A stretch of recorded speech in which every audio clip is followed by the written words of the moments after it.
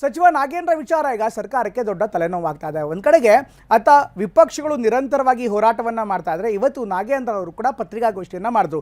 ಎಳೆಯಾಗಿ ತಮ್ಮ ಪ್ರಕರಣ ಏನಾಗಿದೆ, ಜೊತೆಗೆ ವಾಲ್ಮೀಕಿ ನಿಗಮದ ಹಗರಣಕ್ಕೂ ನಮಗೂ ಯಾಕೆ ಸಂಬಂಧ ಇಲ್ಲ ಅನ್ನುವಂಥ ವಿಚಾರವನ್ನು ಜನರ ಮುಂದೆ ಇಡುವಂಥ ಪ್ರಯತ್ನವನ್ನು ಮಾಡಿದ್ರು. ಮತ್ತೊಂದು ಕಡೆಗೆ ಇವತ್ತು ಕೂಡ ಸದನದ ಒಳಗೆ ಮತ್ತು ಹೊರಗೆ ಬಿಜೆಪಿ ನಾಯಕರು ನಿರಂತರವಾಗಿ ಹೋರಾಟ ಮಾಡ್ತಾ ಇದ್ದಾರೆ. ಕೇವಲ ಬೆಂಗಳೂರು ಅಷ್ಟೇ ಅಲ್ಲ, ವಿಧಾನಸೌಧ ಅಷ್ಟೇ ಅಲ್ಲ, ಜಿಲ್ಲೆಯ ಬೇರೆ ಬೇರೆ ಭಾಗದಲ್ಲೂ ಕೂಡ ಹೋರಾಟಗಳು ನಡೀತವೆ. ಹಾಗಾದರೆ ನಾಗೇಂದ್ರ ಅವರ ಈ ರಾಜೀನಾಮೆ ಹೋರಾಟ ಏನಾಗ್ತಾ ಇದೆ ನೋಡೋಣ.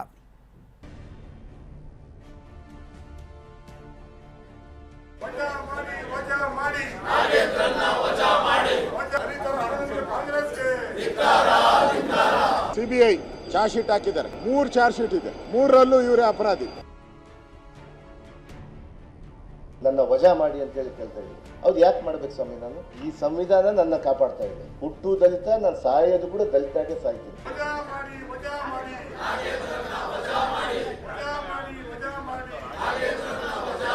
ನಮ್ಮ ವಿರೋಧ ಪಕ್ಷದ ನಾಯಕರಿಗೆ ಚರ್ಚೆಗೆ ಬನ್ನಿ ಸ್ವಾಮಿ. ಮುಂಡುತನದಿಂದ ಮಾಡ್ತಾ ಇದ್ದಾರೆ ಅವರು. ಯಾಕೆ ಈಶ್ವರಪ್ಪಂದು ನೀವು ರಾಜೀನಾಮೆ ತಗೊಂಡ್ರಿ? ಹೆಂಗ್ ತಗೊಂಡ್ರಿ ಹೇಳಿ? ಮತ್ತೊಮ್ಮೆ ಮಂತ್ರಿ ಆಗಿದ್ದಾನೆ, ಅಲ್ಲಿಂದ ಇಳಿಸಬೇಕು ಅನ್ನುವಂತ ಹುನ್ನಾರವನ್ನ. ಎಷ್ಟು ನಾಗೇಂದ್ರ ಭ್ರಷ್ಟರು, ಅದಕ್ಕಿಂತ ಕಾಂಗ್ರೆಸ್ ಹೆಚ್ಚು ಭ್ರಷ್ಟ.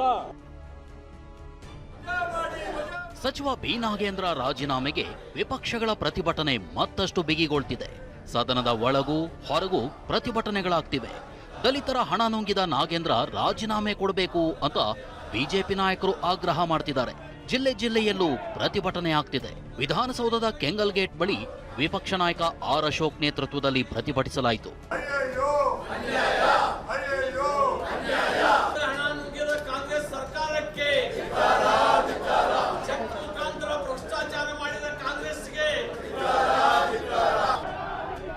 ಮಂಡ್ಯದಲ್ಲಂತೂ ಪ್ರತಿಭಟನೆ ತೀವ್ರ ಸ್ವರೂಪ ಪಡೆದಿತ್ತು. ಜಿಲ್ಲಾ ಕಾಂಗ್ರೆಸ್ ಕಚೇರಿಗೆ ಬಿಜೆಪಿ ಕಾರ್ಯಕರ್ತರು ಮುತ್ತಿಗೆಗೆ ಮುಂದಾದ್ರು. ಹಾಸನದಲ್ಲೂ ಆಕ್ರೋಶ ಜೋರಾಗಿತ್ತು.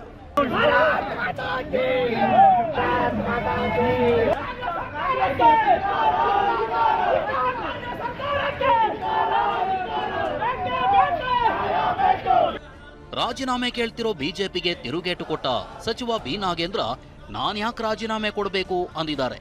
ಸಂವಿಧಾನವೇ ಕಾಪಾಡ್ತಿದೆ ಅಂದಿದ್ದಾರೆ. ನಾನು ಹುಟ್ಟಿದ್ದು ದಲಿತ, ಸಾಯೋದು ದಲಿತ ಆಗಿಯೇ ಅಂದಿದ್ದಾರೆ.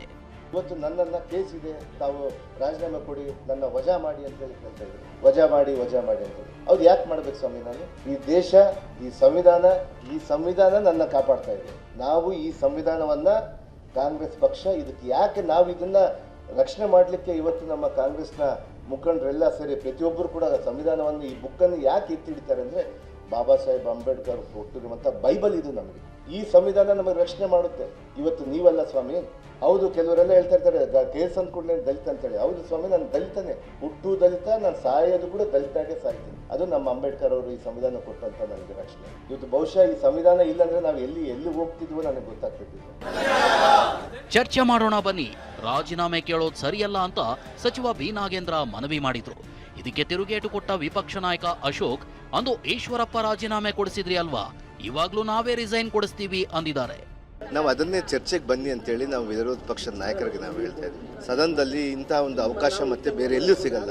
ಈ ರಾಜ್ಯದ ಜನತೆಗೆ ಮತ್ತು ವಿರೋಧ ಪಕ್ಷದವರಿಗೆ ಯಾವತ್ತು ಚರ್ಚೆಗೆ ಬನ್ನಿ ಅಂತ ಹೇಳ್ತಾ ಇದ್ವಿ. ವಿನಾಕಾರಣ ಅವರು ನನ್ನ ರಾಜೀನಾಮೆಯನ್ನು ಇಟ್ಕೊಂಡು ಸದನ ನಡೆಸ್ಕೊಡುದು, ಚರ್ಚೆ ಆಗ್ಕೊಡುದು ಅನ್ನುವಂಥ ಧೋರಣೆಯಿಂದ, ಅಂದ್ರೆ ಮೊಂಡುತನದಿಂದ ಮಾಡ್ತಾ ಇದ್ದಾರೆ ಅವರು. ನಾನು ಮನವಿ ಮಾಡ್ತೀನಿ, ನಾನು ಕೈ ಜೋಡಿಸಿ ಮನವಿ ಮಾಡ್ತೀನಿ ನಮ್ಮ ವಿರೋಧ ಪಕ್ಷದ ನಾಯಕರಿಗೆ, ಚರ್ಚೆಗೆ ಬನ್ನಿ ಸ್ವಾಮಿ.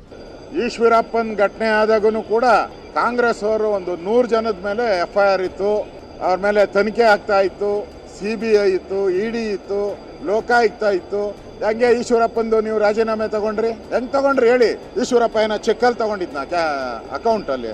ನೀವು ಚೆಕ್ಕಲ್ಲಿ ತಗೊಂಡಿದ್ದೀರಲ್ಲ ಡೈರೆಕ್ಟ್ ಆಗಿ. ಹೋರಾಟ ಮಾಡಿ ಅವ್ರನ್ನ ರಾಜೀನಾಮೆ ಕೊಡಿಸಿರೋದೇ ನಾವು, ಹಿಂದೇನು ಕೂಡ.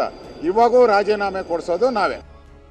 ಒಬ್ಬ ದಲಿತ ಮಂತ್ರಿ ಆಗಿರೋದು ಸಹಿಸಿಕೊಳ್ಳಕ್ಕಾಗ್ತಿಲ್ಲ ಅಂತ ಸಚಿವ ನಾಗೇಂದ್ರ ಕಿಡಿಕಾರಿದ್ರು.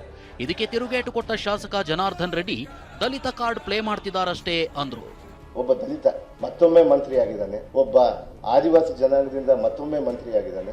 ಇವ್ನಿಗೆ ಹೆಂಗಾದ್ರೂ ಮಾಡಿ ತೆಗಿಬೇಕು, ಇವ್ನಿಗೆ ಹೆಂಗಾದ್ರೂ ಮಾಡಿ ಅಲ್ಲಿಂದ ಇಳಿಸಬೇಕು ಅನ್ನುವಂಥ ಹುನ್ನಾರವನ್ನ ಈ ಮನುವಾದಗಳು ಮಾಡ್ತಾ ಇದ್ದಾರೆ. ಕಾಂಗ್ರೆಸ್ ಪಕ್ಷ ಕೂಡ ಇವತ್ತು ಅವ್ರನ್ನ ಮುಂದೆ ಬಿಟ್ಟು ಇವತ್ತು ದಲಿತನೋ ಕಾರ್ಡನ್ನು ಪ್ಲೇ ಮಾಡಿದರೆ ಅವ್ರಿಗೇನಾದರೂ ಉಪಯೋಗ ಆಗುತ್ತೆ ಅಂತಂದರೆ ನಾಗೇಂದ್ರನ ಕೈಬಿಟ್ಟು ನೀವು ಇನ್ನೂ ದಲಿತ ಮಂತ್ರಿಗಳು ಯಾರನ್ನ ಬೇಕಾದ್ರೆ ನೀವು ಮಾಡಿಕೊಳ್ಳಿ. ಬಳ್ಳಾರಿ ಗೆಲ್ಲೋಕೆ ಬಿಜೆಪಿ ಇಷ್ಟೆಲ್ಲ ಮಾಡ್ತಿದೆ ಅಂತ ಸಚಿವ ನಾಗೇಂದ್ರ ಆರೋಪ ಮಾಡಿದ್ರು. ಇದಕ್ಕೆ ತಿರುಗೇಟು ಕೊಟ್ಟ ಛಲವಾದಿ ಚುನಾವಣೆಗೆ ಹಣ ಬಳಕೆ ಮಾಡ್ಕೊಳ್ತಿದ್ದಾರೆ ಅಂದ್ರು. ನಾನು ಇವತ್ತು ಕಷ್ಟ ಬಿದ್ದು ಬಂದಂತ ಒಂದು ಸ್ವಾಮಿ, ತಮಗೆಲ್ಲ ಗೊತ್ತು, ಇವತ್ತು ಎಲೆಕ್ಟೆಡ್ ಬಾಡಿಯಲ್ಲಿ ಬರಬೇಕಂದ್ರೆ ಒಮ್ಮೆ MLA ಆಗಬೇಕಂದ್ರೆ ನಾನು 4 ಬಾರಿ ಶಾಸಕನಾಗಿದ್ದೀನಿ. ನಾನು ಕೆಳಮಟ್ಟದಿಂದ ಸ್ಟೂಡೆಂಟ್ ಲೀಡ್ರಿಂದ ನಾನು ಬಂದಿದ್ದಂಥವನು. ಕೆಳಮಟ್ಟದಿಂದ ಬಂದಂಥ ಈ ಹಾದಿಗೆ ಬಂದ ಮೇಲೆ ರಾಜಕೀಯವಾಗಿ ಈ ರೀತಿ ಮಾಡ್ತಾರೆ ಅಂದರೆ ಯಾವುದೋ ಒಂದು ಬಳ್ಳಾರಿ ಸ್ಥಾನಗಳನ್ನು ಗೆಲ್ಲಬೇಕಂತೇಳಿ ತಾವು ಈ ರೀತಿ ಮಾಡ್ತಾ ಇದ್ದೀರಲ್ಲ, ಇದು ಒಳ್ಳೇದಲ್ಲ ಅನ್ನೋಂಥ ವಿಚಾರವನ್ನು ತಿಳಿಸ್ತೀನಿ. ಕಾಂಗ್ರೆಸ್ ತನ್ನ ಚುನಾವಣೆಗಳಿಗೆ ಈ ಹಣವನ್ನು ಬಯಸಿದೆ. ಕಾಂಗ್ರೆಸ್ ಇವತ್ತು ನಾನು ಹೇಳಲಿಕ್ಕೆ ಬಯಸ್ತೇನೆ, ಎಷ್ಟು ನಾಗೇಂದ್ರ ಭ್ರಷ್ಟರೋ ಅದಕ್ಕಿಂತ ಕಾಂಗ್ರೆಸ್ ಹೆಚ್ಚು ಭ್ರಷ್ಟ.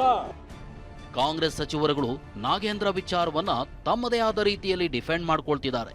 ಕೇವಲ ರಾಜಕಾರಣಕ್ಕೋಸ್ಕರ ಒಬ್ಬ ST ಸಮುದಾಯದವನ್ನ ಅವ್ರನ್ನ ಇದು ಟಾರ್ಗೆಟ್ ಮಾಡಿ ಅವ್ರನ್ನ ಅಪಮಾನ ಮಾಡ್ತಕ್ಕಂಥದ್ದು ಸರಿಯಲ್ಲ. ಜವಾಬ್ದಾರಿಯಾಗಿ ಅದು ನೋಡ್ಬೇಕಾಯ್ತು, ಇಲ್ಲ ಅಂತ ಹೇಳೋದಿಲ್ಲ. ಆ ಜವಾಬ್ದಾರಿ ಮಾಡಿದ್ಕೆ ಈಗ 2 ವರ್ಷ ಮಂತ್ರಿ ಬಿಟ್ಟು ಪಾಪ ಪಶ್ಚಾತ್ತಾಪ ಪಟ್ಟಿದ್ದಾರೆ ಅವರು. ಅದರಲ್ಲಿ ಹಣ ದುರ್ಬಳಕೆ ಆಗಿಲ್ಲ ಅನ್ನೋಂಥ ರೀತಿಯಲ್ಲಿ ಇವತ್ತು ಹಣ ವಾಪಸ್ ಇರ್ತಕ್ಕಂಥದ್ದು ಕಾಣಿಸ್ತಾ ಇದೆ. ರಾಜೀನಾಮೆಗೆ ಒತ್ತಾಯಿಸಿ ಪ್ರತಿಭಟನೆ ಹಿನ್ನೆಲೆ ಸಚಿವ ಬಿ ನಾಗೇಂದ್ರ ಬೆನ್ನಿಗೆ ಸಿಎಂ DK ಶಿವಕುಮಾರ್ ನಿಂತಿದ್ದಾರೆ. ನಿನ್ನೆ ಶಾಸಕಾಂಗ ಸಭೆಯಲ್ಲೂ ಬೆಂಬಲ ವ್ಯಕ್ತಪಡಿಸಿದ್ದಾರೆ. ಸಚಿವ ಸ್ಥಾನ ಮತ್ಯಾಕ್ ನೀಡಿದ್ದೀವಿ ಅಂತ ಸಭೆಯಲ್ಲಿ ಸಿಎಂ DK ಸಮರ್ಥಿಸಿಕೊಂಡಿದ್ದಾರೆ. ಸಚಿವ ಬಿ ನಾಗೇಂದ್ರ ವಿರುದ್ಧ ಆರೋಪ ಸಾಬೀತಾಗಿಲ್ಲ. ಇದನ್ನು ನಮ್ಮ ಹೈಕಮಾಂಡ್ ಕೂಡ ಪರಾಮರ್ಶೆ ಮಾಡಿದೆ. ಎಲ್ಲವನ್ನೂ ಗಮನಿಸಿಯೇ ಹೈಕಮಾಂಡ್ ಸಚಿವ ಸ್ಥಾನ ನೀಡಿದೆ. ಬಿಜೆಪಿಯವರು ಕೇವಲ ರಾಜಕೀಯಕ್ಕಾಗಿ ಆರೋಪ ಮಾಡ್ತಿದ್ದಾರೆ ಅಂತ ಸಿಎಂ ಸಭೆಯಲ್ಲಿ ಹೇಳಿದ್ದಾರೆ. ಈರಣ್ಣ ಬಸವ, TV9 ಬೆಂಗಳೂರು.